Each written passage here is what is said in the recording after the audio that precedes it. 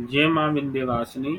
सुख भाव फलाध्याय 16वां है। पराशर जी बताते हैं, ग्रह सुख योग यदि चतुर्थ भाव का स्वामी चतुर्थ भाव में हो अथवा लग्नेश चतुर्थ भाव में गया हो, या चतुर्थेश की राशि में लग्नेश बैठा है, लग्नेश की राशि में चतुर्थेश बैठा है, शुभ ग्रहों की दृष्टि हो, तो जातक की जो उसे भूमि भवन का सुख प्राप्त होगा। उसका जो भवन होगा विशाल होगा। लग्नेश और चतुर्थेश का संबंध किसी भी प्रकार से बने, 4 प्रकार के संबंध होते हैं, आपको बताए गए हैं। तो लग्नेश और चतुर्थेश का संबंध जब बनता है तो व्यक्ति के भूमि भवन का सुख होता है। अब आगे बताते हैं, यदि चतुर्थ भाव का स्वामी अपनी राशि में, अपने नवमांश में, अपनी उच्च राशि में हो तो भूमि वाहन और घर का लाभ जातक को मिलता है, मनोरंजन का सुख भी जातक को मिलता है। आगे कहते हैं, यदि चतुर्थ भाव का स्वामी केंद्र और त्रिकोण में हो, शुभ ग्रहों की दृष्टि हो, शुभ ग्रहों के साथ हो, तो मनुष्य का जो कार्य होता है वो आरामदायक होता है, जीवन उसका आरामदायक हो, जीवन में कोई उसके समस्या नहीं आती, रहने से संबंधित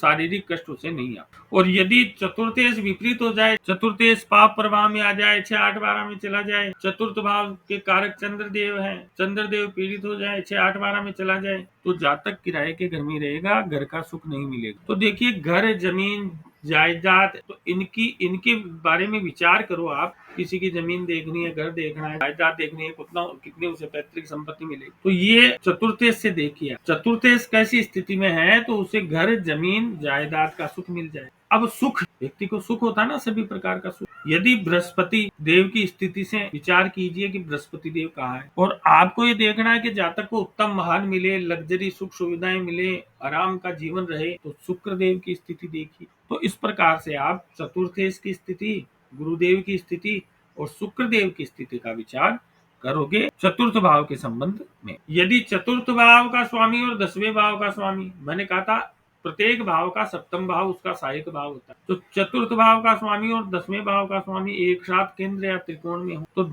जातक का घर बहुत सुंदर होता है, बड़ा होता है, क्योंकि वो कर्म और सुख का संबंध बन गए, तो वो व्यक्ति अपने कर्म से सुख की प्राप्ति करेगी, उसका घर बिल्कुल सजा हुआ मिलेगा, बिल्कुल अच्छा मिलेगा। और यदि चतुर्थेश शुभ ग्रह हो, दूसरा शुभ ग्रह उसे देख रहा हो, लगन में बुध हो, सर जी कहते हैं चतुर्थ भाव में शुभ ग्रह हो, चतुर्थेश शुभ ग्रह हो, तो व्यक्ति अपने जो बंधु बांधव है, अपना जो समुदाय है, उसमें पूजनीय होता है, उसकी बात सब माने। यदि चतुर्थ भाव में पाप ग्रह और राहु देव बैठ गया, कोई उसकी बात नहीं माने, वहीं गुरुदेव बैठ गए तो सब बात मानेंगे ना। घर के क्या आस पड़ोसी उससे राय लेंगे कि क्या करना चाहिए। शुभ गुरु का प्रभाव चतुर्थ भाव में इस प्रकार की स्थिति बताता है। माता का विचार भी किया जाता है चतुर्थ भाव से। तो देखिए, यदि चतुर्थ भाव पे शुभ ग्रहों का प्रभाव होगा, चतुर्थ शुभ ग्रहों में बैठा होगा, 6, 8, 12 में नहीं गया होगा, पाप प्रभाव नहीं होगा, तो जो जातक की माता जी है वो निरोगी रहेंगी और दीर्घायु होगी। तो चंद्रदेव और चतुर्थ भाव से आप देख सकते हो, चंद्रदेव या चतुर्थ भाव पर पाप ग्रह का प्रभाव हो गया, पाप राशि में बैठ गए, पाप युति है, पाप दृष्टि है, 6, 8, 12 में चले गए, तो माता को रोग होगा, कष्ट होगा और उसकी उम्र भी कम होगी। इस प्रकार से हम माता का विचार कर सकते हैं। तो देखिए, चतुर्थ भाव पर शनि का, सूर्य का, मंगल का प्रभाव होगा, तो जातक को जमीन जायदाद, भूमि वाहन इनका सुख जरूर मिलेगा।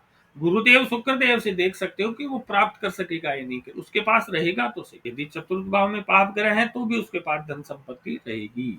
अब ये कहते हैं कि गूंगा होने का योग, व्यक्ति गूंगा कैसे? पराशर जी कहते हैं, चतुर्थ स्थान में मेष, कर्क, तुला और मकर राशि हो, 1, 4, 7, 10 राशि हो, और चतुर्थ भाव का स्वामी 6ठे भाव में चला गया और मंगल 12वें भाव में हो, जातक गूंगा होता है, मूक होता है जातक। इसमें आप देख सकते हो, यदि चतुर्थ भाव का स्वामी 6, 8, 12 में चला गया, वो मंगल देव का उस पर प्रभाव हो, 1, 4, 7, 10 राशि हो चतुर्थ भाव में, तो जातक गूंगा। आगे वाहन सुख का विचार बताते हैं। लगन में शुभ ग्रह की राशि हो और चतुर्थेश नीच राशि में लाभ स्थान में हो और चतुर्थ भाव के कारक चंद्रदेव, बुधदेव द्वादश भाव में हो, तो 12वें वर्ष में वाहन का सुख मिल जाता है। देखिए, द्वादश भाव से संबंध बताया है, क्यों बताया? खर्चे का भाव। जो चतुर्थ भाव के कारक है उनका संबंध एकादश भाव या द्वादश भाव से बन जाता है, जातक को वाहन सुख मिलता है। यदि चतुर्थ भाव में सूर्य देव हो और चतुर्थेश अपनी उच्च राशि में गया हो, सर जी कहते हैं चतुर्थ भाव में सूर्य हो, चतुर्थ अपनी उच्च राशि में शुक्र के साथ युति हो, तो 32वें वर्ष में वाहन सुख मिलता है। ये कहते हैं चतुर्थ भाव का स्वामी और 10वें भाव का स्वामी एक साथ किसी राशि में हो और चतुर्थेश नवमांश में अच्छी स्थिति में हो, तो 42वें वर्ष में वाहन का सुख मिलता है। ये पहले नियम बता चुके हैं आपको। यदि एकादश भाव का स्वामी चतुर्थ में हो, चतुर्थ का स्वामी एकादश भाव में हो, एकादश भाव द्वादश भाव का स्वामी चतुर्थ में हो, द्वादश चतुर्थ का स्वामी द्वादश भाव में हो, जातक को 12वें वर्ष में वाहन सुख मिलता है यदि चतुर्थ भाव का स्वामी का संबंध एकादश भाव या द्वादश भाव से। अब चतुर्थ भाव में प्रभाव अधिक है तो धन संपत्ति वाहन उत्तम कोटि का मिलेगा, और पाप प्रभाव है तो मिलेगा तो सही लेकिन उपयोग में कम आएगा या निम्न कोटि का मिलेगा। तो होते हुए भी खराब हो जाएगी, परेशान करेगी। गाड़ी है, कभी कहाँ खराब हो रही है, कभी कहाँ, उस लग्जरी से ज्यादा वो परेशान करेगी। ये पाप ग्रहों का प्रभाव बताता है। तो इस प्रकार से मैंने आपको चतुर्थ भाव से संबंधित फलादेश किया।